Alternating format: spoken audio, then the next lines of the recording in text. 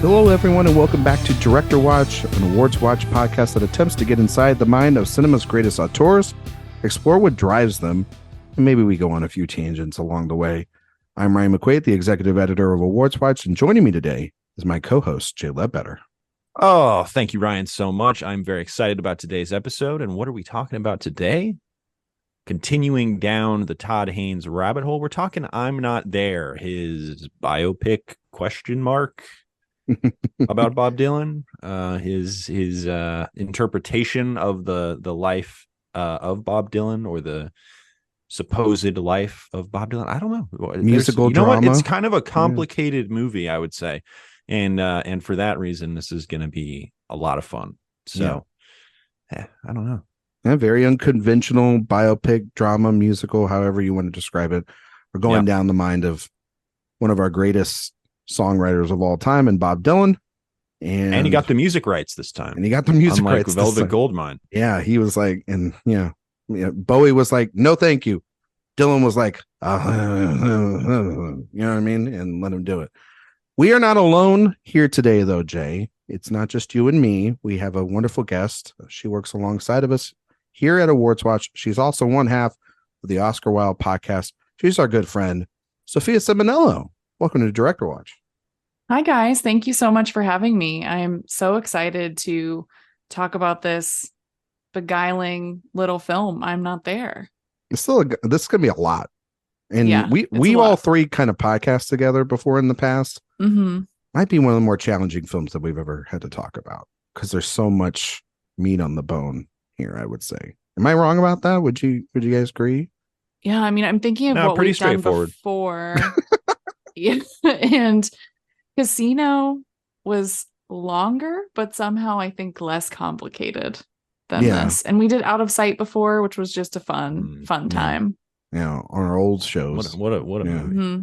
Yeah, but this is the first time here on Director Watch, and we're Sophia picked this one specifically. We put the call out to our team here at AwardsWatch, and I think that was the first name that was actually put down was your name on this film.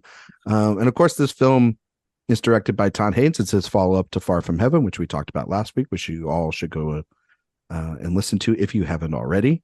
And like Jay said, this is a unconventional sort of biopic about the life of Bob Dylan, and lives, told through the lives of 6 different actors, and those actors include Christian Bale, Cate Blanchett, Marcus Carl Franklin, Richard Gere, Heath Ledger, and Ben Whishaw.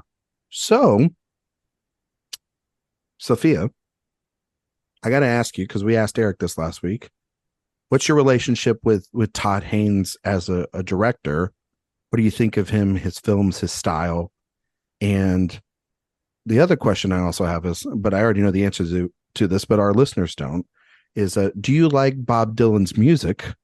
And if so, what has his influence of his music meant to you? And then what do you think of I'm Not There? Was this, I don't believe this was the first time you watched this. You've seen this before, correct? I have seen this before. So I've watched it now 4 times. So I got to see it in theaters, though, prepping for this episode, which was very exciting. That's right. Oh, wow. Look at that. that. So I got a big screen experience. Remember that. I remember the gloat of that text coming through when Sophia was like, I'm seeing it on the big screen. And I'm like, all right, fine, sure, cool. Anyway, back to you. Yeah, so I think my relationship to Todd Haynes, he's one of my favorite filmmakers. I love Far From Heaven. That's my favorite movie from 2002. I really loved Carol. I think I'm very drawn to his interest in music, not necessarily in just how music plays in a film or across his films, but in how he looks to musicians specifically, and even his other characters in his non-music oriented or focused films. He looks at them as these icons, but also as identities that are malleable. I think across his films, he looks at very complex, complicated individuals and how they change over the course of the film, and they're never just one thing. And I think I'm Not There really takes it to the next level. He's thinking about filmmaking, he's thinking about authorship, musicians, legacy, all of these things in very unique ways that we've really never seen before. And I think what always brings me back to Todd Haynes too is that I love the films of Douglas Sirk. I'm a big old Hollywood fan, and Sirk is one of Haynes's key influences, of course, but he's also just so thoughtful when it comes to writing women. And that's not something you see all of the time with male directors. We were talking earlier offline about Oppenheimer. It honestly feels weird to be talking about anything other than Oppenheimer today, really, because that film has just consumed my mind. But it's interesting. You want to talk about it for 20 minutes before we get let's talk about it. No. No one wants that, actually. I mean, Jay's like, okay, we can do that too. I saw your face there, Jay. What do you think Todd Haynes thought of Oppenheimer? I'm curious, I think you liked it. But it's interesting actually to think about that, not just for my joke really about the female characters, but because that is a very non-traditional biopic in a way that, I'm Not There is. They're both very different films to like look at and think about, but it would be an interesting pair, really, especially in how they kind of ruminate on death sort of like existentialism, the nonlinear structures, if you know, through the different segments of Bob Dylan's life. Yeah, for sure. Thankfully, we just had Cillian Murphy playing Oppenheimer. We didn't have, multiple actors. That would have been very complicated, but I think it really works here because your second question, Ryan, about Bob Dylan, I love Bob Dylan. Music has always been very important to me, and my parents really made sure, I think, that I had a very well-rounded music education, especially when it came to like folk music and rock music of a particular period in history. And the way that I was introduced to Dylan really was just that I was told that he was the greatest songwriter who's ever lived. And so that was just the way that he entered my life. And my favorite song of all time is Mr. Tambourine Man by Bob Dylan. It has my favorite lyrics ever written in it. I think it's just really beautiful. It's not in this film in full, but I think the way that Dylan plays with lyrics and plays with narration and perspective and changing genre is something that I've always really been drawn to. And the way that he looked to music as, a sense of freedom and a sense of truth. And that's something also that comes up really throughout this film. Also, for listeners, go listen to the Dylan Christmas record this year. Oh my you will God, not here be we disappointed. Go. It is so funny. You need Jay, to experience it. Jay, have you ever listened to the Dylan Christmas album? Negative. You've got to. Must Be Santa. It is Must Be unreal. Santa. It is a polka Christmas song from Bob Dylan. And if you know listeners out there, Bob Dylan's voice is truly aged like sandpaper. It's tough. It's he's known rough. For the lyrics, not the voice necessarily. It's like a well done steak. Yeah, it's not. It's had a lot of whiskey. It's it's got a char on that voice, that's for sure. I think also too the gem of that album is Christmas Island. That's fabulous. Yeah. Do you hear what I hear? It's it's I don't want to hear what he hears, but it's also like one of those you got to hear it. It's one of the most hilarious things on the planet, for sure. But I got to check it out. Yeah, you got to put it on the Spotify rotation this week. I know it's it's still July. You got a little bit of time left. Christmas in July.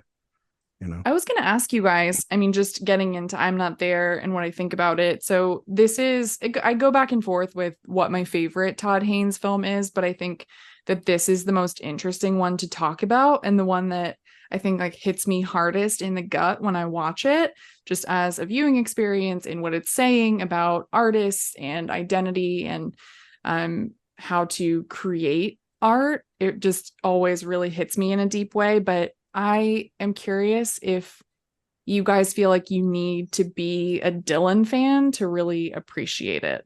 Oh, look at her turning the tables here, Jay. Well, that's an interesting question because I am far from a Dylan head. So certainly I'm not. I will say, a great lyricist. Don't like listening to his music. I like a lot of his covers. Fair. I think the Jimi Hendrix "All Along the Watchtower" is one of the greatest songs of all time. But it's one of those things where it's definitely I respect him more than I, like listening to his music. And there's plenty of bands and musical artists who I kind of regard in a similar way. But and maybe it might be because of that I'm not team. This thing is a total masterpiece. I'm very much there as, this is a fascinating movie, a fascinating experiment. Mm-hmm. I don't know that it entirely coalesces in the way that Haynes might want it to. And we might talk about it, and you could very well convince me that actually everything is so cohesive. And there are parts of it that I find incredibly cohesive and powerful. But there are also moments where obnoxious, is that the right word for it? I don't think so. No. I remember thinking when I saw this movie in I don't know, 2007, 2008, 2009. This is gonna be fun. Whenever that may have been. That's exactly what I thought about it. I was like, that was kind of annoying. And I definitely don't think that overall at all at this point. I mean, I think structurally, as far as messing around with the form, it kind of rocks. Yeah. But I have some quibbles. I think it's a very good movie, but I'm not ready to call it great. Yeah, you were scaring me there for a second, Jay. I did not want to be on a podcast where you were saying shit like that. That's not nice to this movie. But no, I to answer your question, Sophia, I think that you kind of have to be at least an admirer of his work. I mean, like, Jay's not, like you said, Jay, you're not the biggest fan of Dylan as a singer, and I get that voice is can grain even in on the best of people. But those lyrics are just so goddamn powerful that it's hard to not fall under the spell of like there's books or of the lyrics you could read, or probably dozens of dissertations that are out there about different songs that he's created, or understand the impact that he had, not just on his style of music, folk music, but through rock music and gospel, and his renaissance in the 2000s, after kind of being almost put away, like his rock concerts too, the basement tapes. Like, he is an important figure in music. He is probably one of the most important American musicians of all time. So I think to understand the film, maybe from a full level, you need to at least have a basic understanding of his music and of his impact. Do you need to know the B-sides to every one of his albums or something? Like, probably not. I think you got away with like listening to like a greatest hits album. You could probably get away with this movie too. But this movie, I think, is saying a lot more than just about Bob Dylan. I think it's like you were talking about, Sophia. It's talking a little bit more about artistry on the whole, rather than, and also, on the whole, it's talking about that. But then also, like Jay was saying, it's deconstructing this tired ass genre that nowadays is like every year there's at least one of them where we're going down the basic Wikipedia page of somebody's life, and oh my God, from the moment they were born, they had the silver spoon in their mouth and they were going to be the greatest artist in the world. And then someone sees them and goes, that kid's going to be a star. And then they're on, and then, the drugs, and then the, failed relationships and all that stuff in between, mixed in a couple of their songs. And then you got yourself a movie.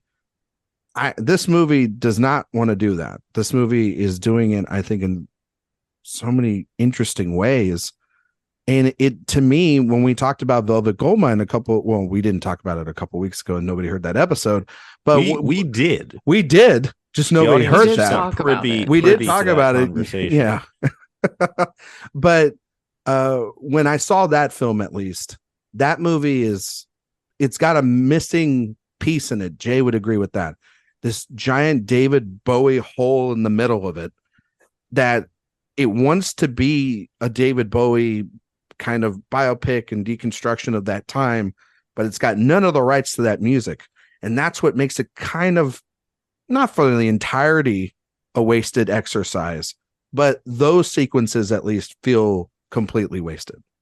Having Dylan's approval here, having the music, takes this experience to the level that that movie wished it would have got to all the way.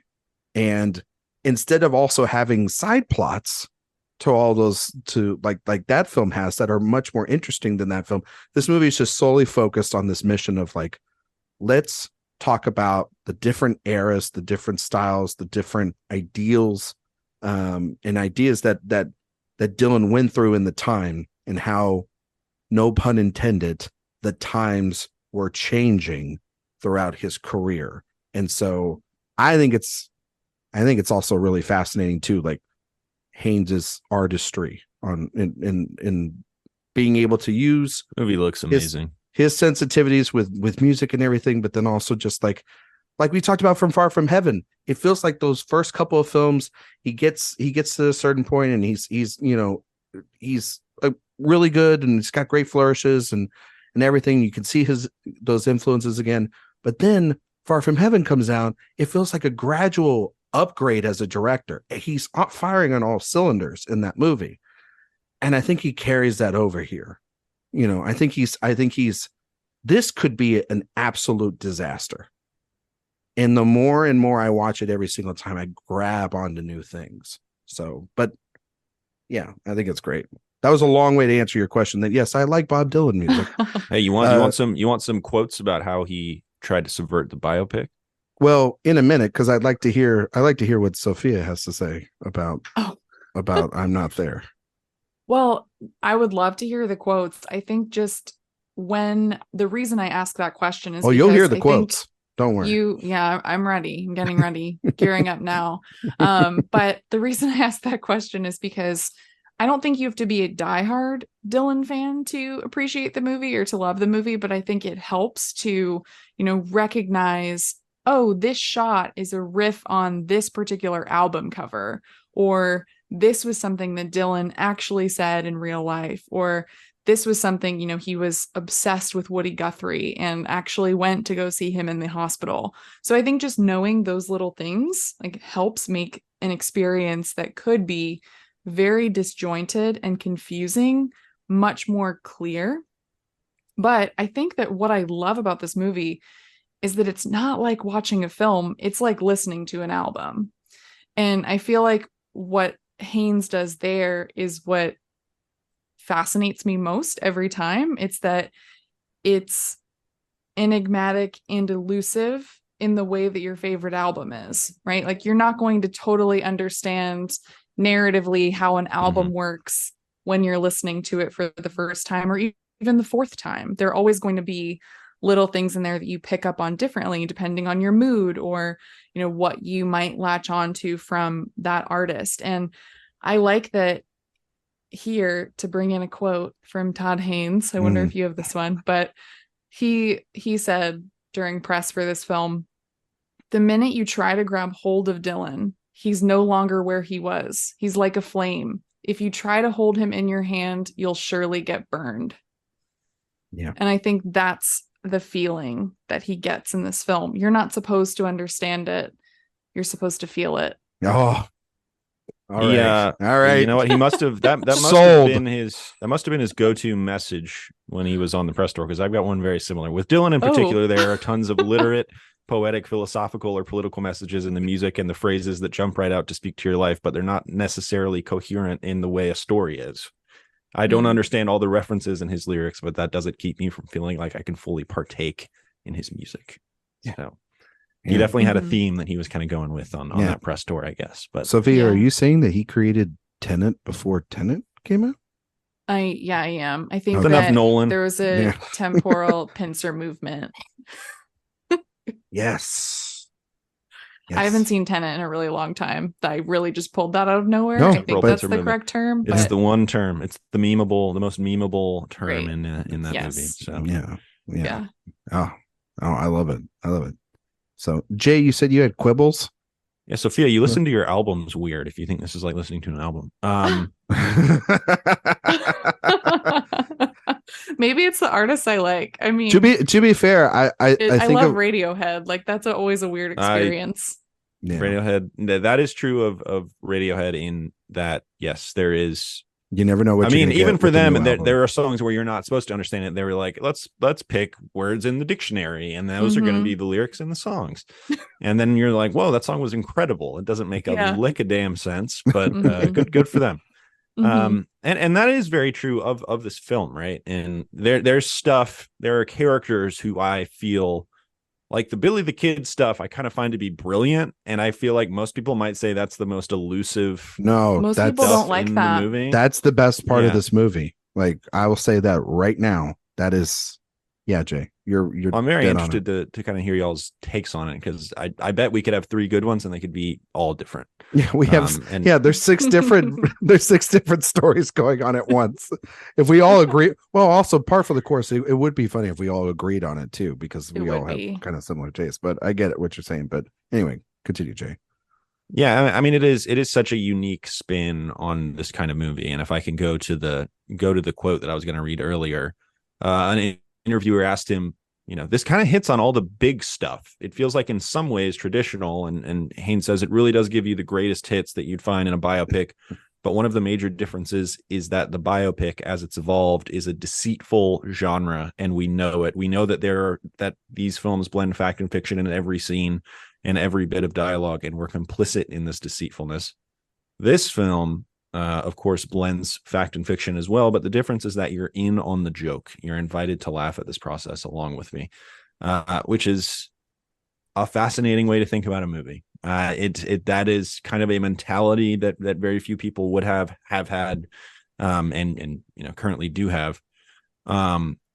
So it's certainly in so many ways it's kind of awe-inspiring. I mean, in this way of this man's working, his mind is working on a level that nobody else would be on the same wavelength, and that's a special experience. And it's so interesting that in Velvet Underground it feels so much more like a direct biopic and a direct representation of a person's life, but they don't have the life rights of that person, nor the rights to their music. And here Bob Dylan is like, yeah, you can do whatever you want. And he's like, okay, I'm going to do a very metaphorical, indirect depiction of your life as means of talking about how human identity is not about forming one identity, is about the evolution of your identities and the artifice of some of those identities. And I think all the performers are really, really good as well. Cate Blanchett is understandably the one that kind of stands out, just kind of the very fact that she was cast in this movie. She's like the most recognizable kind of, I think, version of Bob Dylan. When you think of Bob Dylan, you think of the sunglasses and the black suit, and yeah.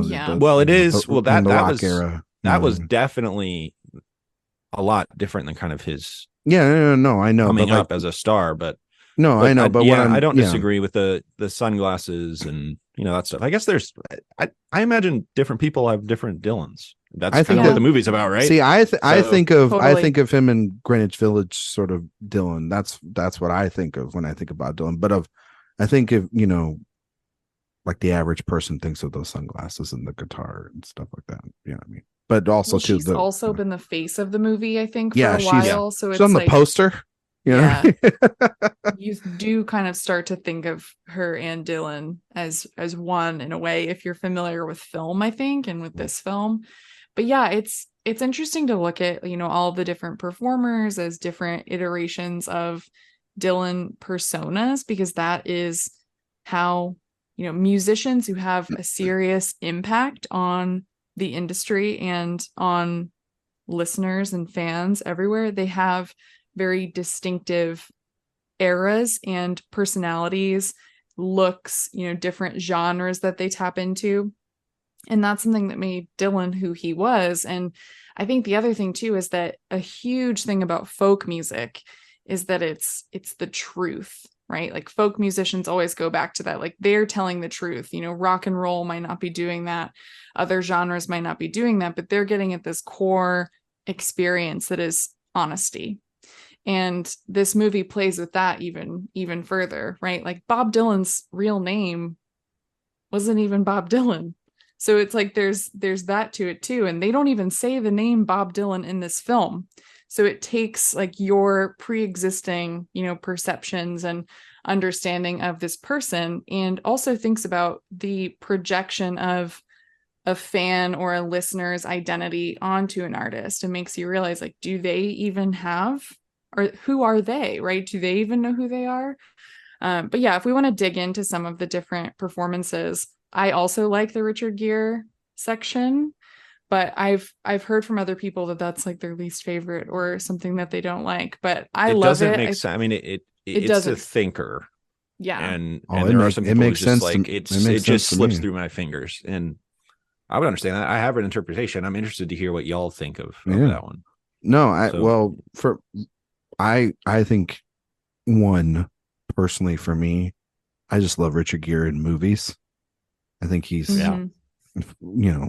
get him in movies as quick as possible now. I know he's kind of been like, because of his political advocacy, he's like on the outs with Hollywood, but I think, he's going to be working with Schrader, I think, again, right? So yeah, Schrader's bringing him back. Thank God. Really? But I think he's wonderful.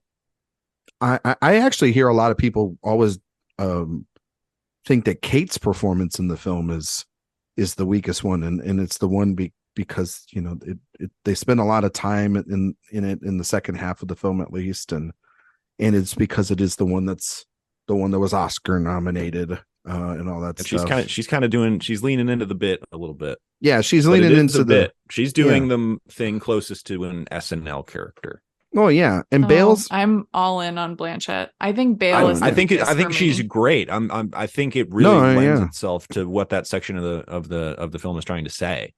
But there is, if you're just looking at it, if you see just like a scene of her performing in the movie, I could understand somebody being like, well, that's a little much. That's a little much. But I think that plays into the film. So. Yeah, the totality of it, I think, works. Yeah, but I agree with you. On like a clip, no, it doesn't. It probably, right. People are like, Haynes, that's not Bob Dylan. Haynes is, for that portion of the film, Haynes was like, he was really annoying during that phase. So I made, I made him off-putting, and I also made just the whole thing feel weird, and how much of an outlier I kind of found him to be, and how phony he kind of thought he was during that era by just making it this complete 180 surprise. That definitely is a look into Haynes's opinion of Dylan. I love the Marcus Carl Franklin performance, because I think they obviously it bookends with Richard Gere's performance, because he shows up as like another character in Riddle, right before a scene that we will talk about here in a minute, which is, I think, the best scene of this film is in the Richard Gere portion of it. But I love that they establish, that he is the wanderer already, even, if his life is a lie, that we find out through the Blanchett, storyline, because the journalist, he pokes a bear played by Bruce Greenwood enough to then go and discover that this revolutionary idealist is actually, from the middle class, and he's been really well off, and he's not the savior you think he is, right? And showing kind of how hypocritical a lot of his actions and even his body of work is, and try to take him down.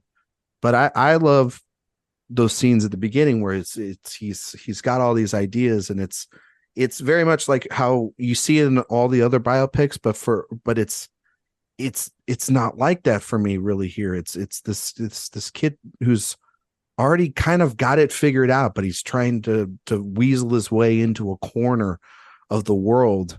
And when he's given that path, then he shoots out like lightning out of a bottle, and yet he can't stay in one place until he finds that. So he's going from place to place, jumping from train to train, jumping from town to town to find himself, if you're going to do it in the standard structure, to then transition into the Bale stuff, which would then be, kind of the Greenwich Village and the folk scene. but I love that any moment where he does get it back into normalcy or back into comfortability within these people that are taking care of him, these normal people that are taking care of him, he's on the train and he's gone again, like a thief in the night. And then you go back over to Richard Gere, and Richard Gere is playing the ultimate thief in the night. He's playing Billy the Kid, who he wrote, Bob Dylan wrote music for Pat Garrett and Billy the Kid. There's that connection. But that whole section, for me, what I love so much about it, it feels like Dylan in that town and the creations and the music that he has created. It is a commentary, I feel like, of that the music industry, and really Bruce Greenwood playing Pat Garrett there in that case, is getting away from the music that inspired it so much and is the foundation of modern music. And it's crumbling right there in front of him. And he's gonna keep trying to do it and be on the run until his dying days. And I think what is so sad is the realization of the culmination of this creation falling apart. And it's a funeral scene. And then it's that wonderful rendition of going to Acapulco and using the lyrics there to say, at this point in his life, I am no more different really than all the people that I've wrote about or sung about or talked about, because, I get my same fun. I get the same meat as you do. I live on the same place. And yet at the end of the day, these kind of machines, they're all going to eat us alive. And I'll sacrifice myself, because he sacrifices himself at the end to save the creation that's all around him. And then he escapes because he is that thief in the night, and he always will be. It's like you mentioned, Jay. Once you try to catch him, it's already too late. He's gone again. He's on the train, and he's got the guitar, and he's moving to the next town. And I thought that whole through line is beautiful. It's perfect. And all the stuff in the middle in there, that's all really great. But that through line makes this movie fucking great. So for me, at least, I don't know what you guys think. I might be wrong about all that. No, I love it. And I think in addition to what you said, just there's a really wonderful contrast that happens when you start to follow Richard Gere there. There's a stillness and a peacefulness in that space, right? You're outside. You're not in this like black and white Fellini inspired fantasy. You're instead right at like ideally like the core of folk music.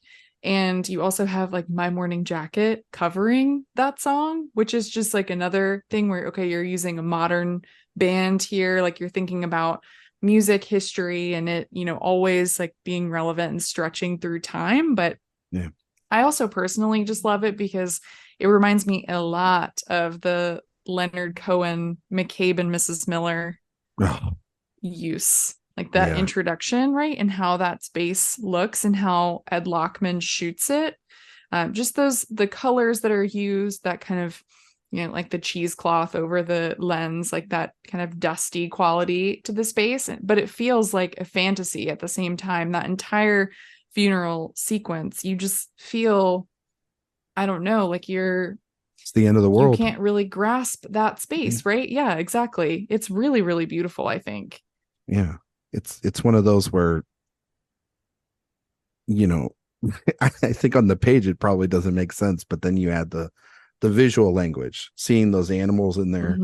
It's ultimate creation, right? Whether you think you're a prophet or a god or whatever, in your own music and how how your ego gets there, is still, you've created this world, this tapestry through your music and your language and these characters, and it's being compromised, and you're worried about its future. And because you see that when you've left it, to the world, right? Because he's sort of secluded, because Dylan does that too. He goes away and comes back whenever he wants. If you know him, there was points in his career where he's just gone, and like most artists, and then they come back and then they hand him awards and stuff like that. And he has a good album every now and then. And this is him kind of looking at it like, well, shit, all the work that I did it really matter? You know, I kind of grew fond of the place by the time I got to this age. I grew fond of the memories that I made, but is it too late? And it's really, really sad. Yeah, it is a very elegiac sequence. And what I love so much about it is, to me, it feels like the Dylan, the greater Dylan. I would say the master Dylan, the meta Dylan. I think it's like him grappling with what it means that he lived his life this way. You have Billy the Kid, who has been on the run for so long, and you have Bob Dylan, who's almost been running away in some ways from how he feels at a particular moment or what people think of him in a particular moment. Mm-hmm. And what has happened is that it's caused a level of destruction unto others. And ultimately, maybe what he's been running from, based on that Bruce Greenwood appearance there at the end, is just that because of my actual origins being found out, that's why I keep running over and over again. And that's where so much of my insecurity came from. And that insecurity sometimes can bring about great creative inspiration. And it can also bring out this person who is so uncomfortable with the identity that they have now adopted that they resort to substances or start treating people poorly. And then in this moment, it is partly because of the vindictive man who has been a part of Billy the Kid's life for so long that this town is getting destroyed. So he's looking at things from the outside, looking at kind of the ecosystem that he created around his image, not necessarily himself, but the things that he was trying to represent, and just the, what that means. Is identity something that running away from is that destructive, especially to people whose the whole thing about Dylan was that there is, at least early on, was there is something so honest and sincere about this guy, and then he's just purposefully, almost aggressively working against the forces that be. He's just like, nah, I don't want to do this anymore. And so he moves on to something else unexpected, and people are affected by that. And that's kind of what that segment is about for me. Yeah. And I feel like the other characters in the film, like the Christian Bale version and the Cate Blanchett version and the version we haven't talked about yet, the Heath Ledger version, I feel like they're all hitting on the totality that Richard Gere feels by the end, all the mistakes that they've made.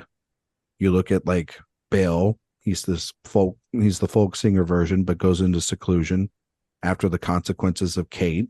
And what does he need to do? He becomes a pastor needing salvation. You look at Kate and how her version is fighting against any sort of repercussions for the rapid change of pace from the music that Jude is making in that moment, and has that realization you're talking about, Sophia, with or Jay in the car with Bruce Greenwood. And then Ledger, that one I think is truly just, I mean, that one's just kind of basic, is that, through all this, even the closest of relationships, wives, children, whatnot, for the sake of your art, for the sake of your ideology, for the sake of whatever is coming in your head, you become a destructive force. And it's not until it's all over that you then contemplate, why did I do that? And you can then put that maybe in your art, or you can, what I think he does is continue to run away from it, because ultimately he is a thief in the night, and he's going to run and get on that train. And it doesn't matter how long he's separated from it. There will always be that guitar in that case and the train to the next town, and hopefully, potentially get it right then. And I think that that's kind of where he leaves it at the end. I think it's super goddamn sad. Like, this is a goddamn sad movie. Like a lot of biopics too, they look at the artists and they put them on this massive pedestal, And what I love that Haynes does here, it says, no, this is our great artist, but he also made baffling, stupid decisions that destroyed many lives in the process of it. And his legacy is very complicated. And I kind of, and seeing every biopic after this is it's like they don't see this movie. And what's really crazy is like, I think that the biopic genre was broken by a movie like this and a movie that's completely different genre as Walk Hard. Like they feel like two movies that absolutely, in my opinion, destroyed the modern day music biopic, because not that they stopped making them. That they stopped making them, but they feel like we notice all the things now, all the tropes, all of the rundown of the life. They all feel unimaginative. They don't feel as inventive as a movie like this, and they feel so safe. And you can make fun of them almost like Walk Hard. Like Walk Hard is essentially, they took the script of Walk the Line and they said, let us just, kind of show how stupid this all is, because it's ridiculous. And and that's what I kind of, why I think this movie is also so important too, in a year of very important films in 2007. Why it stands out and adds to the pile of great movies is that it's a movie that is important in telling the future of a very boring genre of movies. And yet when you do something like this, it completely stands out. And it's so interesting, at least from my perspective, Yeah. What's interesting to me is that I think when directors, tackle musicians, I almost wish they would just do what the Coens did with Inside Llewyn Davis. Yeah. And just create someone like completely fictional who's inspired by a time. And that movie, right, has a nod to Bob Dylan at the end. But that to me will always be much more successful than going down the route of actually looking at a real person's life, because I think then you're just hindered by what's already there on the page and you can't get as creative. And when you do, like in this case, not everything is going to work, because I think one thing about this movie, I do love it, but he's almost trying to do too much. Like when you think about all of the different styles of filmmaking and cinema from history that he's trying to emulate here in the different sections, right? Like he wants the section with Cate Blanchett, the going electric phase, to be, very Fellini inspired, right? Like 8.5. He wants it to feel Baroque because, like, at the time, right, this was Dylan's most controversial but essential era where he was asked to answer for his art. So it makes sense that you would put that there, but it is just a kind of a big shift when you're going back and forth through all of these different references and styles. But one thing that I love about the Ledger section, that section does make me cry because I miss Heath Ledger. And when you think about just like our artist's legacy and everything like that, and losing someone too young, it's wild to watch his performance in this, right? Playing someone who has such a long history and who is still alive. But it's interesting, like looking at his very chauvinistic phase and how he talks to women and how he deals with, his personal life in that 70s time and how he had these relationship struggles with women. But here, what Haynes does, which is such a signature Haynes thing that I read about, is that he was really inspired by Godard films. So looking to French cinema here, and in those films, he noticed that the women were always cast aside. They were never able to participate in these political conversations with the men. They were only viewed kind of as existential objects or just there because they were there for the men. And here, he decided to subvert that and give the power back to the Charlotte Gainsbourg character at the end, right? Like Claire, she has the last word, essentially. Mm-hmm. So he's flipping that convention that we know from cinema here and giving that to her as a way to, show something else in the story, which I think is really cool. But again, there are just so many references all over this thing. I mean, think of how the movie starts. Like like Jude is dead from a motorcycle accident. Does that remind you of anything? Anyone complicated? Sir Lawrence of Arabia. That was Grown Ups, I think, is when that. Yes. There you go. But yeah, so I think there's just a lot packed into this, and that can be too much or can feel, I think, like it doesn't always work or come together, right? Like he's almost just kind of trying to do too many things at once, and some feel very successful to me. I love the Blanchett section. I love the Richard Gere section. Ben Whishaw, I don't need him in this movie. I just boy, the annoying part. Yeah, I get annoyed every time he comes on screen. I'm so sorry. It just doesn't work for me. It's good. I like it. It doesn't feels work like getting for cornered me. at a party. Yeah, I've been to too many parties like that with people like that where I don't need it. I mean, you could cut it out, but I don't know. I mean, the poet phase is really important for Dylan, right? Like the chaos and everything. But I don't need it in that way. Like I love that he blew up the 16 millimeter, and I like how it looks. But I just don't. The Wishaw performance isn't for me. I mean, to be also fair, I will say this real quick. There is a massive amount of pretentiousness that does come a little bit with Bob Dylan in people. Like there totally is. So my God, having that in there is if a guy tells me that Dylan is his favorite artist, I will not. You're like, okay, you have a good night, and we'll never see each other again. So having that in there, it's like, yeah, that's just being honest to the person he's talking about. So sure, and with Bale, I think what's interesting here, right? This is actually like I do think of the Cate Blanchett era, right? Like the sunglasses and that look of Dylan, but I also do think of this like protest phase of Dylan's career when I think of him. But for me, like Bale is almost too handsome and moody to get it right. I think he's Heath good. Ledger, who is ugly and bubbly. But Heath Ledger is supposed to be right, like the Hollywood iteration. I think that's true. That's true. And Bale is supposed to be a more straightforward, like early career folk artist. And I feel like I think he plays it the most. Mood.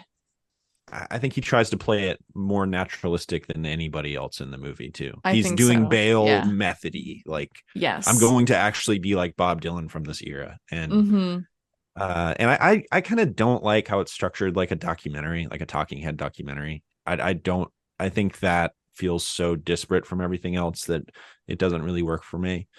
But I mean, I don't think Bale's bad. No, he's not. He just is so, I don't know. To me, like it's not that I don't like the performance. Like I think he's good. He's just, he has the mood almost to me of like someone who comes later, like not Morrissey, but like someone from that time. Sure. He's very modern and a similar weird casting to me. And I think he's actually Canadian, but Bruce Greenwood is the most American looking man on earth. It was so funny hearing a British accent come out of his mouth. Yeah, it really, really threw me off. He looks like a Mormon. I do love Greenwood though. He's amazing character actor. He's just got that he's got that voice, that deep sort of voice to him that I love so much. Yeah. What did you guys think of your girl Julianne Moore back? She's like, hi, I'll be here for an afternoon. She's like, sure, I'll. It felt like doing her best friend a favor. You know what I mean? Exactly. We've all done that, right? You're like, I'll be in your student movie. You got nothing for me to do outside of this. You know what it reminds me of? Reminded me of when like Tarantino put Samuel L. Jackson in Inglourious Bastards. He's like, I got nothing for you in this movie except this narrator part. You know, and that's technically what she's given. I mean, she's okay. She's good. Like it's more there's nothing like there for her. Yeah. Yeah. I mean, but no, I do love the Ledger stuff. I mean, it's it's also like the layers of that too, of him playing a film version of the musical version of him, while also still continuously being like almost a version in between both Bale's and Blanchette's version too, because you can see the deterioration of him as he's getting into the more Hollywood system, getting more, having like, these friends that set him down these weird paths and become less of himself, but then he's saying things more that are outrageous and not truly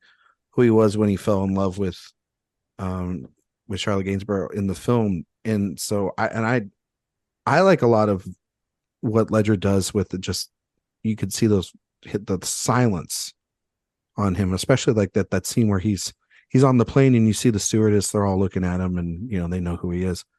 Just the sadness that's on his face. And I don't know, I miss Ledger so much. I thought he was, it's that thing of him and Philip Seymour Hoffman. I felt like they had so many more performances to give us, but even in these movies where he's in ensembles like this, he had that superstarness in him that is just, man, if it's so tragic. It's tragic in so many ways. And like you were kind of saying, Sophia, it's tragic because of then his context to everything too, like a crumbling marriage, right? Yeah. And then the crumbling, his personal life, Ledger's personal life too, and how that all fits in. Michelle Williams also in this movie. Michelle Williams in the movie too. Yeah. Yep. Which I always thought, because I hadn't seen the movie in a long, long time, I always thought it was Sienna Miller for some reason. But I think it's because Factory Girl has Bob Dylan in it.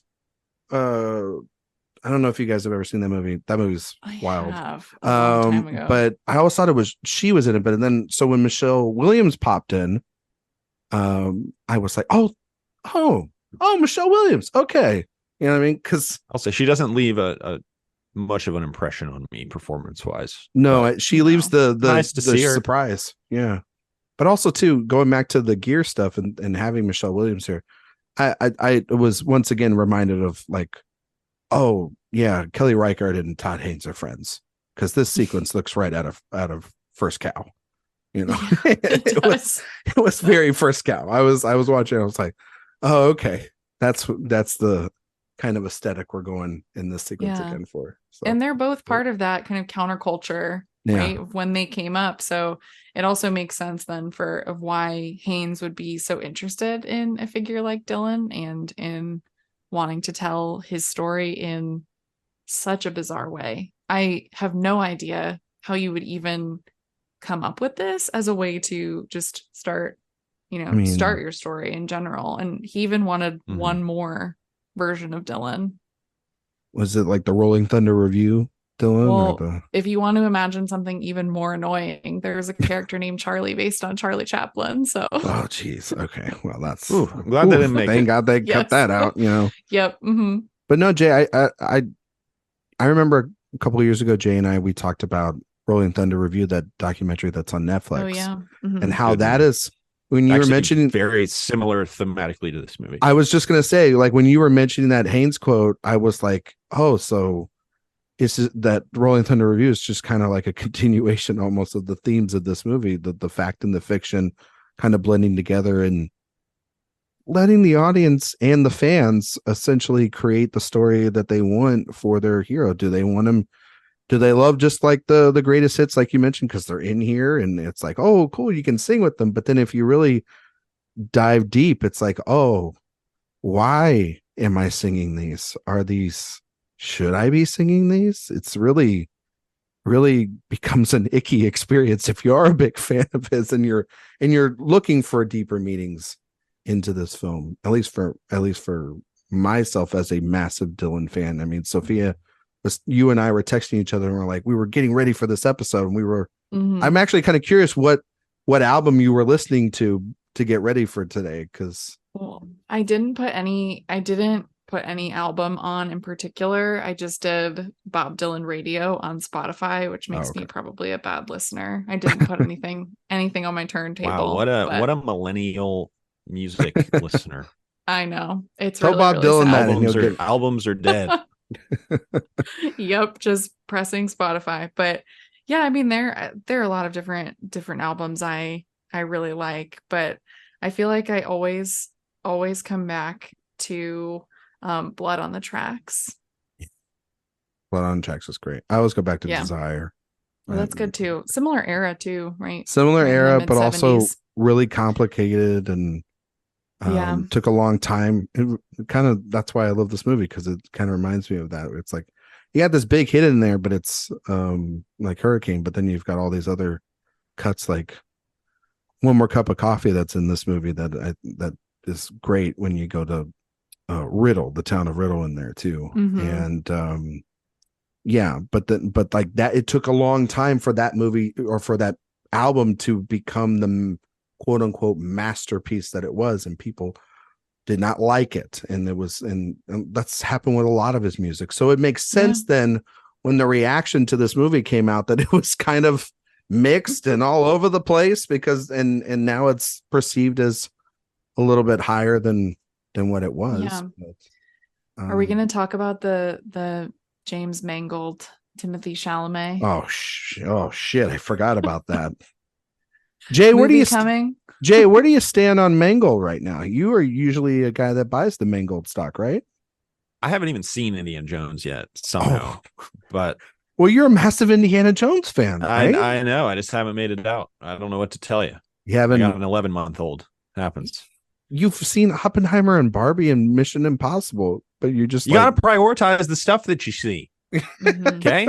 Yeah, go but see Oppenheimer again before. Yeah, Jones. Are you gonna wait for Dial of Destiny on Disney Plus? I'm planning on it. I guess I don't know. I'll rent it on iTunes when it comes out, if it comes out soon. But I Mangold.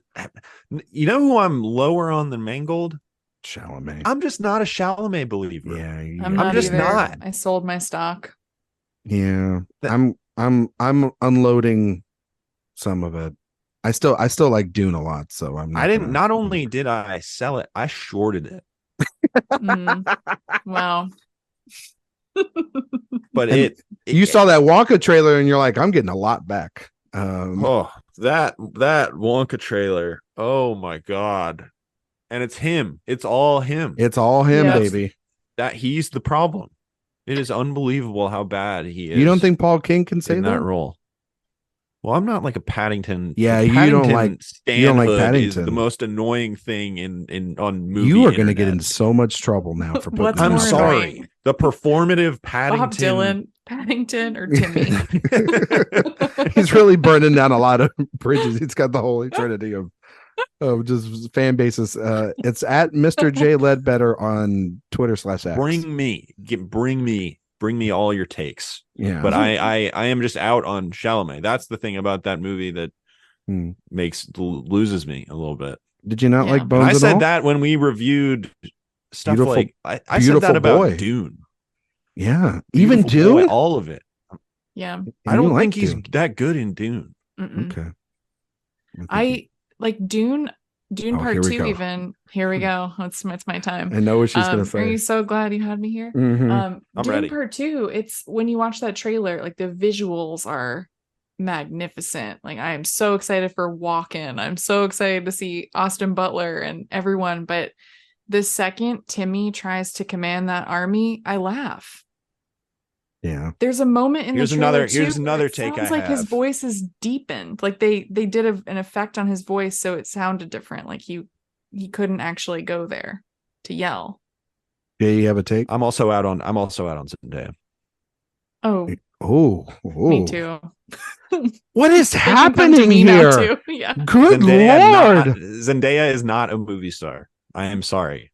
She's like everyone out there. She's like 25 years old. Like, give her some damn time. Like, she stole she stole two Emmys from Laura Linney, if we're going there. But also I don't know when people decided she was like the greatest thing ever. I think she's got I don't know. I need to see more. Man, I can just feel Eric firing. She's more of a pop culture right figure than a true achieved actor at this point. But I just don't think she has the juice.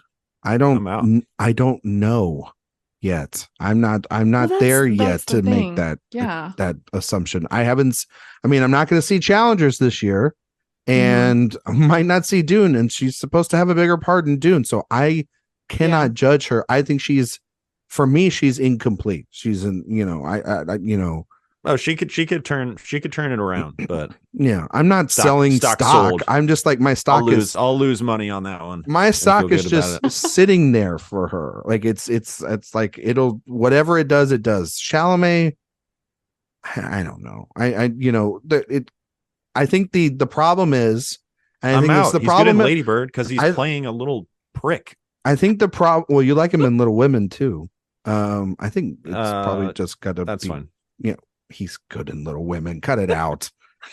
I remember when we talked about that movie coming out, you liked him a lot in that movie, and a lot of that has to do with Greta, to be fair. But she could make Emma Watson a good actress, so there's a lot happening there too. I don't agree with that. But that's fine. Okay. It's the weak performance in the film, that's for sure. But for me with him, I think the problem is with our generation is that everybody compares him to Leonardo DiCaprio. And if I thought we were back to Dylan. No, I was just, no, it's that, like, you compare him to Leonardo DiCaprio. That's a very high pedestal for our generation to do, because Leo was working with Steven Spielberg and Martin Scorsese and James Cameron and making these big films, and is a bankable movie star now. And the current state of the under 35 movie lead star actor is dire. But to answer Sophia's question, that's why all the Avengers are like 45. Am I looking forward to whatever Bob Dylan movie that James Mangold made? Absolutely not.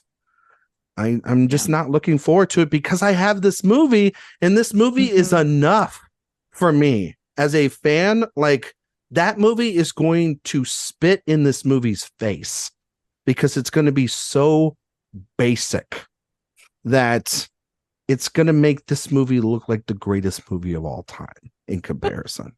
That's what I can put that money down right now, that Jay Ledbetter will go, this movie is a lot better after you watch that I film. like this movie. I would give this like 4 stars. No, but you would think that this is a 5-star movie after you see that other one, is what I'm saying.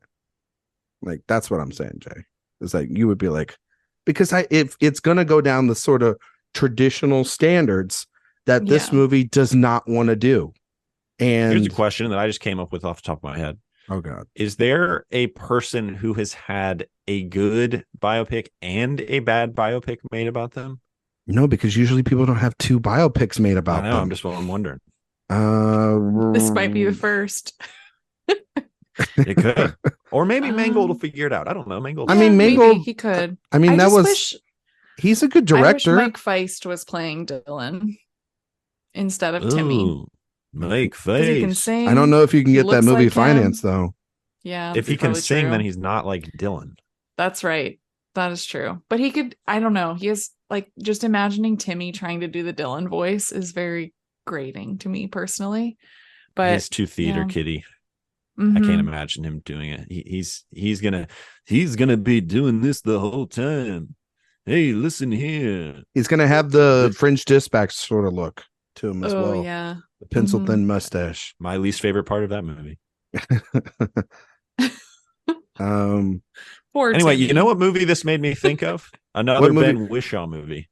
Paddington 2? Women Cloud Talking? Atlas. Cloud Atlas. Interesting. This movie is similar to that film, where that movie is about how history and souls all converge to make humanity. And this is a movie about how different pieces of a person's personality combine and coalesce into something that at first might not seem unified, but is actually always connected, and how those connections build us into who we are, man.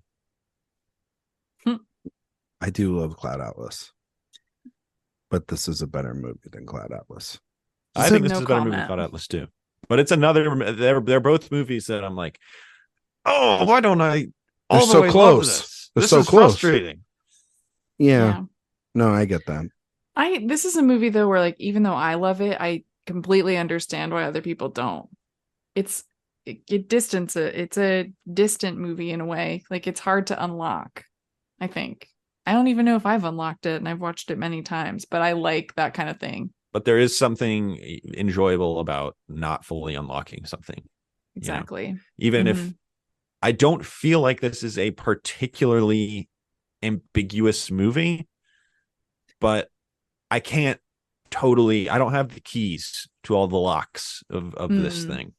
Yeah. So it's fascinating in that way. I mean, it looks freaking fantastic. It looks so good. All of kind of the different styles and cameras that they're using in the different sections of the film and the different stories, I think really plays, and they're distinct enough that you can understand even before you see which Dylan is on the screen.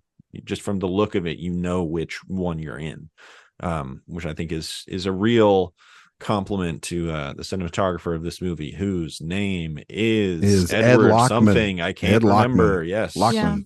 who worked with him on Far From Heaven. He goes to all of the press screenings for New York Film Festival. I see him at every single one. He just seems like sits in the back. Seems like a nice man.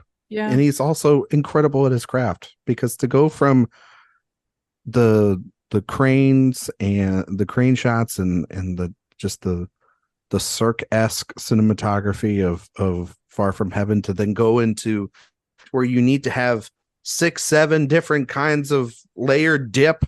You know, each layer's got to be its own thing and look different and distinct and feel to that version of Dylan, and although feel the same at the same time. It's a heavy piece of work.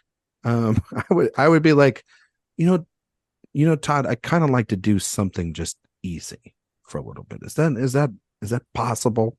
Maybe not to do that, because it's such an ambitious film. It really, I don't know how you write this, and I don't know how you act in it. Yeah, no, honestly, that's a good question. What do you do with it? But then it's like, I guess you just treat it as a short story or something, like a short film. You feel like, like I guess you just focus on your section because you're not trying to think. And I think this is truly a movie you find in the edit.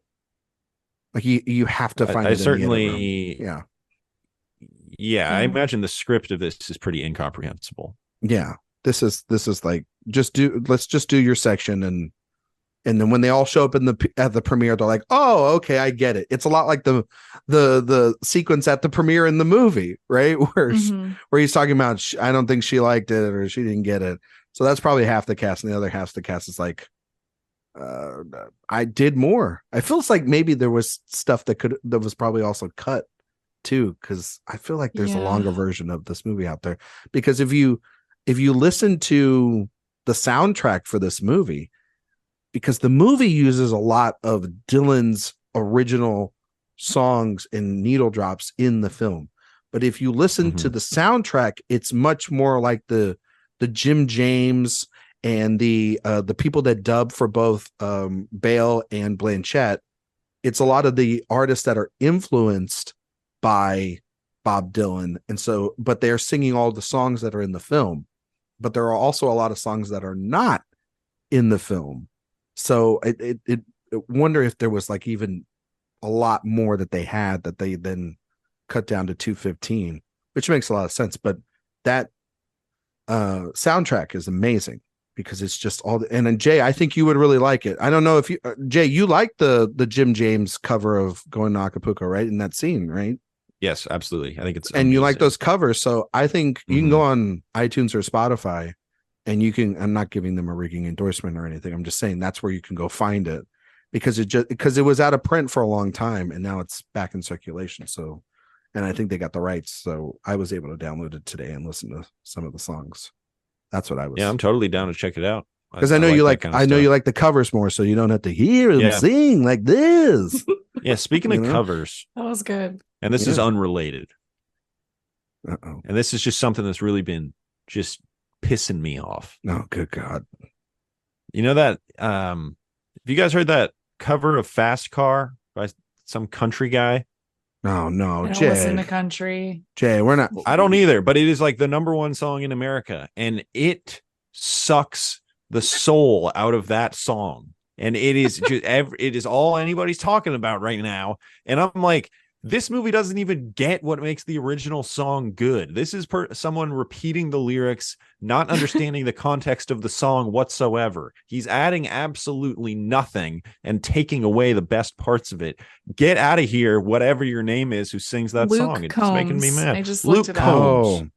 Okay. I thought you were going down a different rabbit hole. Make sure to check that one out if you really want your algorithm to get screwed. Which one's Fast Car? What's that song? Tracy Chapman. Chapman. I'm not gonna sing. You got a fast car. I'm Oh, gonna sing it like Dylan. You got a fast car. I got a ticket to anywhere. Okay. Eric, I'm so sorry. This is what happens when I'm the Maybe guest, we not can you. make a deal.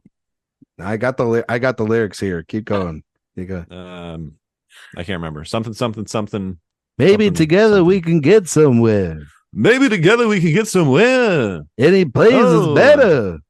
Starting from zero. Got nothing to lose. You guys, you don't even sound like Dylan. You sound like someone else from a movie that now I'm trying to place, and it's not. Maybe this we'll one. make it together. Myself, me. It'll come to me I later. got nothing to prove. This podcast is so great. Wow, you guys have the best podcasts. You got a fast car. It almost sounds a little walking. You got a fast car. Yeah, it's close to walking. Speaking of walking, I always love that story of when he was on SNL and he was hosting, and the Foo Fighters we're just off the rails. And the Foo Fighters were the musical guests. And he walks up to Dave Grohl and he goes, "Where's the emphasis on?" And he goes, "What do you mean?" He said, "Oh, I get it." Because Dave Grohl knew immediately. He goes, "It's on fighters." And so when they come back from commercial, he's like, "Ladies and gentlemen, Foo Fighters." You know, it's my favorite walking story ever. It's so good. So good. Does anybody it's like have Ray's pronunciation of The Godfather? The Godfather? Barbie. The Godfather. It's so good. The Godfather? Ed Lockman shot True Stories, one of my favorite movies. Oh, I love that movie. Yeah, it's a great movie. Yeah. And it's weird like this one. That's a movie I consider a masterpiece. I really like that movie a lot. What would you do with David Byrne's music? Would you have to do something like this? See, they definitely don't have as many songs that you can just put on a soundtrack and people will get it. So, I don't know. Yeah. I don't think there's a David Byrne biopic in the future. Is there? Not sure if that one would sell. Is there somebody you guys think that hasn't gotten a biopic that could get something of a treatment like this in this movie, like a Bob Dylan in I'm Not There? Like a director could go and make different interpretations or make something of their discography, their songbook, and make it stand out, as opposed to just they were born and then they died. Oh, I think hard because I just don't want to see a lot of music biopics. Akon. Yeah. Wrong. I was sitting here for 45 seconds trying to think of something that would be pretty funny, and I landed that was on pretty Akon. good. That was pretty good. That's a good one. Do you guys know that Akon is building like a utopia in? No, we're not doing Africa? that. We're not doing an Akon tangent. God damn it! Did you know that? No, I literally wanted know a serious answer to this goddamn question. I'm sure there is. Someone could do it for Madonna. It's called Akon City. Okay. Eras of her life. That's fair. Akon City in Senegal. I think the easy answer is God damn you, is someone similar to Bob Dylan. That's Springsteen. That could be somebody that they could do. But they did Blinded by the Light. Yeah, but that's more like a fan appreciation. Inspired by that's not about the music, really. It is about the music. It's about how the music inspired him. By the way, I'm talking about like making a movie like this. Real missed opportunity to take advantage of some IP. It shouldn't be called Akon City. It should be called Wakanda. Stop it. No. You are digging a hole you don't need to dig. Stop it. God damn it. You already got away with bringing that shit Akon City, Senegal. Stop. I'm unbelievable. Muting you. No, I really was trying to think of thoughtful answers, and now I can only think of Akon City. I gotta move on. Anything else you want to talk about? I'm not there specifically, you madman. Are you sad you're not there in Akon City? Shut up. I will mute you both and end the show on my own. This movie. What have we not talked about that we need to talk about? Do you I mean, since you're not the biggest Bob Dylan fan, Jay, the music itself used within the film, did it work for you? It wasn't like did you like the needle drops? Were they effective? I think some of the covers are awesome. Mm-hmm. Most of the time, if I'm not really paying attention, and if it is kind of in the background, Bob Dylan music just sounds like Bob Dylan music. That's and fair. You know, I mean, I'm not. It didn't. There are movies where I hear a soundtrack or an artist inspires a soundtrack, and I'm like, ooh, you know, I haven't given them the shake that they kind of deserve. I'm gonna go dig into their stuff. Don't feel like doing that with Bob Dylan after this movie. That's fair, but also rude. I get it. So, I mean, it's just Bob Dylan is a very particular taste. For some people, he's like cilantro. I wouldn't say he's like cilantro for me, but he's just not. You're not adding him to your Chipotle order? One of my guys. Okay, that's fair. Is there a city called Dylan City in Africa? I think not. Okay, stop. So let's really put into context who is the most important artist. That's fair. Akon or Bob Dylan? There you go. But I love the opening, the opening sort of sequence, the title sequences, like it that, and when you go into Blanchett on the Plane and Positively 4th Street plays, and it just got this energy that you need this movie to have. Otherwise, I feel like this movie, it could at certain points get like a little just like, oh, like this is way too, like Jay, you mentioned, like it's way up its own ass. It could, or it's very stale. And I feel like every now and then there's a moment where Haynes does something special, or he drops a needle drop here, or he puts in a scene here. Like I think of just the park sequence when Simple Twist of Fate plays, and that's just like a perfect use of that song. And you're just like, holy shit, like that's how you're supposed to do it. Like it makes also like a damning sort of like thing of his contemporaries. It's like, oh, he also understands that these songs matter in the context of these scenes and how I'm going to do it. And they work really effectively to then have the process flow. Sophia, would you kind of like I mean, obviously you like the music, but like the way it's used in the film? Yeah, I love the way it's used in the film. I think it's really smart. The needle drops like of Dylan and the covers all really work for me. Also, when the film ends and like a Rolling Stone starts playing, it's a turn up the volume moment for me. That's a good one to walk out of the theater. Yeah, too. Like, definitely. Like, hell yes. Yeah, he did it. No, I love the Rolling music. Stones cover. Could have. We could get a Mick Jagger biopic. He's had the answer. The answer, by the way, if they choose to do it, is Michael Jackson. That is the answer. I mean, if you want to talk about a guy that had eras, Michael Jackson had eras. Yeah, he certainly did. He certainly did, and I'm sure it wouldn't be controversial at all. Jay. I'm just saying, if they wanted to do it, that's the one to do. Well, there was just that Broadway musical that won Tonys, so yeah, that is true. I could see it happening. Yeah, I'm sure it dived into all aspects like this. I bet Twitter would be awesome. I'm sure it Twitter would be. Would really love That'd it. be sick. Yeah. Well, X would really. Well, X. Sorry, X. Yeah, Ty West really got the rebranding rights going. He can direct it. It can be a horror film. Max Scene, and it's on HBO Max. But no, I I think that this movie is great. I think we've talked a lot about it and why we like it and also love it. So, well, Jay, before we get out of here, we're going to test your award season knowledge based off of the film that we just reviewed, which is I'm Not There, in a segment we like to call It's an Honor to Get Nominated. So, Jay, this movie was nominated at the Academy Awards. I believe somebody already spilled the beans that Kate was nominated. Yes. Was it nominated for anything else?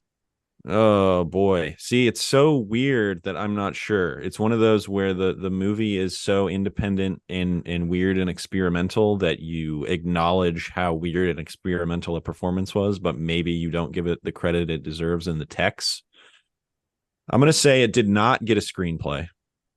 No. I'm going to say it didn't get a cinematography, even though it probably should have. It did not. And if it didn't get those, was it there were no original songs, were there? No. You didn't hear the original song by Akon in the film? Akon City, man. I'm just saying. We need to record a pod in Akon City. No, we don't. We don't have the budget for it. It was a good time for Akon. Yeah. He was, yeah. He's thriving. Yeah. He got his fortune selling ringtones. Yeah, he did. Yeah. All right. I'm guessing it only got nominated for Blanchett. That is correct. That is correct. Yes. It's too weird. She was nominated in Best Supporting Actress. And of course, she had lost. That was when Tilda Swinton won for Michael Clayton. Count me in. Yes. Mm-hmm. Yeah, that is the correct winner of that category. And that was the great year of 2007. You know, where you had big year. You had No Country win Best Picture, Atonement, Juno, Michael Clayton, and There Will Be Blood made up the Best Picture lineup. I'm going to go on a limb, Jay, and say you're not going to put I'm Not There in that category. Would you put it in other spots? You said cinematography. I would. I mean, 2007 was an amazing year. So yeah. I don't know if it would quite make the cut that year, but the cinematography is certainly, without totally doing the exercise. Well, I have I have the nominees. It's an elite group. Yeah. There Will Be Blood, The Assassination of Jesse James by the coward Robert Ford, which is Deakins. Yeah. Okay. Atonement, which is Seamus McGarvey, Janusz Kaminski for The Diving Bell and the Butterfly, and then Roger Deakins again for No Country for Old Men, and Robert Elswit won for There Will Be Blood. So what are you kicking out? Kick out Deakins, I dare you.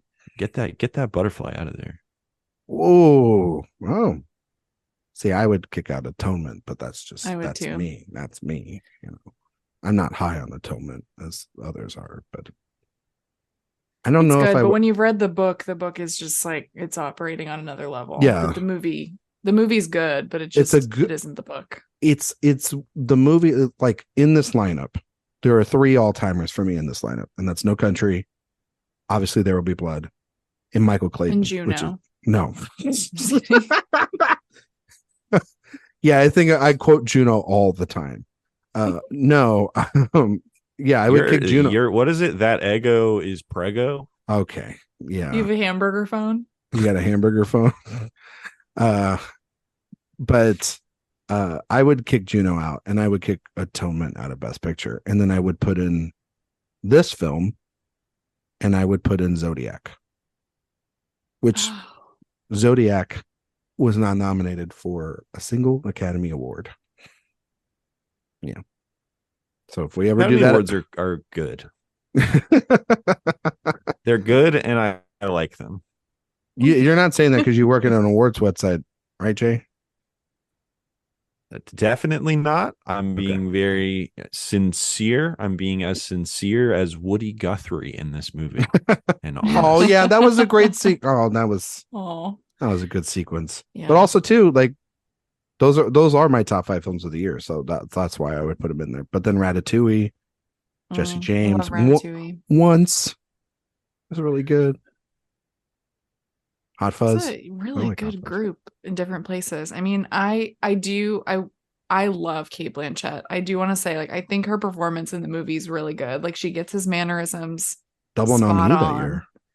But Tilda Swinton and Michael Clayton. I'm just so glad Tilda has an Oscar too, because her projects are just so strange. I feel like she's never going to get one again, or even that's come also close. That's also like a performance that usually doesn't win, right? Yeah, because she doesn't have a showy scene. She's in the showy scene where, where he goes off. Do I look like I'm negotiating? Like Clooney has that scene, but it's all her internal, just all of her emotions that are just being thrown upon it because she's got so much pressure on herself because she's put out the hit and all this other stuff. And oh God, Wilkinson's so good in that movie too. All his baguettes. Oh my God. It's one of those things I'm like, I always thought about when I watched that movie. I'm like, he has all those baguettes. Like, what does he do? Does he just eat them all? Like, is he like throwing them to the birds? Like, what does he do with all that? Making girl Let dinner. the man make some garlic bread. Blanchett double nominee that year. That was the Elizabeth the Golden Age year. That infamous clip of her, yelling in her Oscar clip, and then it flashes to her sitting down there going like, oh, that's terrible clip. But yeah, of course, that's the year that Daniel Day-Lewis gave his best performance in There Will Be Blood, and Javier Bardem won, and Marion Cotillard won for La Vie en Rose. It's a great quartet. That's a great quartet.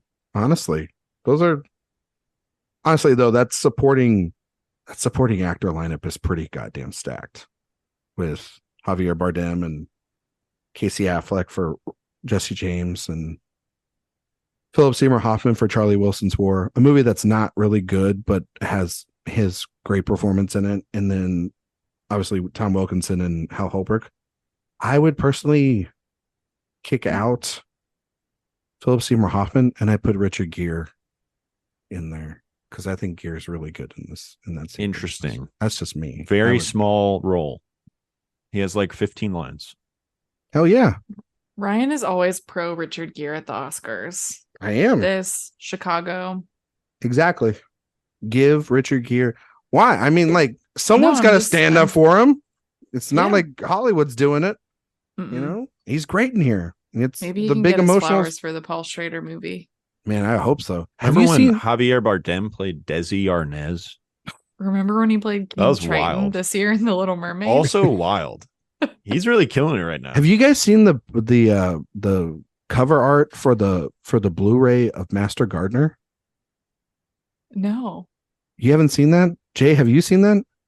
It's the same poster as the film, but instead there's a piece of broken glass, and in one part of the frame is Joel Edgerton's face, and the other part is Sigourney We Were Walking In, and under is the piece of broken glass, and it is a gun looking like Joel Edgerton is holding a gun, and it looks like an action thriller more than that. I don't know. You look it up online. I kid you not. I'm looking it up right now. Graphic design is their passion. Yes, it is insane. Oh, I think I see it here. You see it? It's on the Blu-ray. Oh, it's insane. I cannot stress that enough. That is the stupidest thing you could do. The Sigourney portion of the poster or the cover looks also like an early 2000s British prestige drama. Yeah, exactly. There's 3 different movies going on within that poster there alone. And so, yeah. But who knows? It also makes it look like he's about to kill her with a gun. I mean, yeah, exactly. It makes it look like a spy thriller, and it's not that at all. Like one of those direct DVD like things that Steven Seagal makes rather than Paul Schrader. The Walmart $5 bin. Exactly. Well, you got any other nominations you would give this movie? No, nothing. You're not taking. You guys aren't taking anything away. No. All right. Oh, I mean, I could. Yeah. This is Jay's exercise. Well, no, it's for everyone. Everyone can jump. It's been opened up to the general to the floor. It's hard. I don't actually think I would give this movie anything else besides cinematography and then Cate Blanchett, because for director and picture, it's just so stacked that even the people I'm taking out, like I would have to put in Fincher. Like I would take out Jason Reitman for director, and I would put in David Fincher for Zodiac. Mm-hmm. And even with supporting actor, I feel like I would put people from that movie in before. That's fair. This one, like Downey or so Ruffalo, Gyllenhaal. Like I would just. Gyllenhaal probably be in the lead. He could be a lead. Yeah, he's like a Stradler. Yeah, and I don't know. I mean, There Will Be Blood. My favorite movie of the year. Oh, that's right. Paul Dano exists. Yeah, Paul Dano exists. Yep. Yeah. So I always forget that he's not nominated. I know. It's a sin. Also, Tommy Lee Jones doesn't get enough flowers for his performance in No Country for Old Men, I feel. Yeah, it's really always good weird that he's not nominated for it. I get he's not the guy shooting people in the face with an air gun, but he's really good in that movie. He has the great speech at the end. He is great. The speech at the end, that is... Every time I watch that movie, my wife is reminded at the end. She's like, I really like that movie except the ending. And I'm like, that's the ending is the point. I love the ending. I'm getting divorce papers. I don't know. It feels very Texan. And I'm a Texan. So when the end happened, I was like, oh, that's a core. And everybody was like, it's such a controversial ending when it came out. And I'm like, no, it's not. Makes sense. Oh, now I just thought of Javier Bardem and The Counselor. Oh boy, what a movie! What a movie! But yeah, no, there's a lot of, you're probably right, Sophia. It's so tough like that. There's so many great movies that didn't get in there, and so many great performances that didn't get in there. I would consider Gear, but yeah. On retrospect, I'd take it out and I'd probably put it. I know myself. I put Paul Dano in there. That is an insane performance that was not nominated. I don't understand that at all. That was bad. Now I want to watch that. No, why don't we have a 4K of that? Why don't we have a 4K of that? Why don't we have a 4K? Why don't we have just a Blu-ray copy of this movie? Why doesn't a Blu-ray of The Heartbreak Kid exist? It's one of my great questions. One of the most annoying things on earth. Apparently, the rights are owned by some conglomerate that doesn't think it'll make any money on it, so they just don't care. Well, just sell it to Criterion, and they'll make all the money off of it. Not worth the paperwork. Seeing that in theaters was a life-changing experience. I know. I when you said that you were doing that, I was so jealous because that is one of my favorite movies. That movie is so funny. Well, I think the reason why probably this movie, and with a lot of movies, doesn't have physical media is because it was produced by a company that no longer exists in Weinstein. Right. So, you know how hard it was for me to watch all those Altman movies? It was impossible. Yeah. You have to yeah. I know. And I did it anyway. And you did it anyway. So yeah. I'm watching Popeye for the first time this week. I've decided. Oh, is that in the theater? No. At home? At home. It's time. Darn right. Ryan's my last favorite. No. Was that one of your favorite or like your second favorite? It's like my second. It's like second or third. It's McCabe, and then I think Nashville, and then Popeye. Yeah. Three Women all day for me. Popeye's amazing. Love Three. And especially after Barbie came out, there's a lot of things in like Gosling's performance that reminds me of, like I said on the show, of Robin Williams in that movie. So that movie is very Popeye. Yeah, it's very Popeye. I on the second rewatch, I was like, oh, that movie's insane. And you can still visit Popeye's village to this. Yeah, I want to. I swear to God, I want to go to that place. We should go. We should all go. City. And then on your way back, you hit up Akon City. I think Eric, while he's on vacation, we should be planning this vacation. Put it on the company card. I feel like he say yes, right? AwardsWatch trip to Akon City. Gonna happen. So, Sophia, thank you so much for coming on this wild criminal episode. Record, I hate to think what the constitution of Akon City looks like. We're trying to get out of here, you goofball. Good Lord. You've been on something tonight. Sophia, thank you for coming on. Can you tell everybody where they can find you and all your work on the internet? Yeah, you can find me on Twitter X at Sophia_Sim. You can find me on Blue Sky now at Sophia Sim. I'm on Letterboxd with the same handle, and you can find my podcast, like you mentioned at the top of the episode, at Oscar Wilde Pod. We release episodes every Friday. We have one coming this week on Barbie and Oppenheimer, and you can find all of my reviews on AwardsWatch, where I reviewed Barbie most recently. Thank you guys for having me. Well, thank you for coming on. Thank you. We know you'll be on again. And yes, everybody out there listening, please go to awardswatch.com. You can skip over my Oppenheimer review. You can go to hers first. Go to the Barbie review first. Do it in that order. Barbie review from Sophia first, then the Oppenheimer. Take a nap, as the like the movies. You take a break. It's just like the viewing experience. Exactly. Do Barbie first, then Oppenheimer, and then Oppenheimer. Yep. Exactly. That was so touching. Yeah. Well, yeah. Jay, speaking of that, I guess, where can we find all of your work on the internet, buddy? Why did we decide to make a podcast that nobody's going to like? Why was that the strategy that we went for? You can find me on Twitter/X at Mr. J Ledbetter, and you can find me on Letterboxd at J Ledbetter.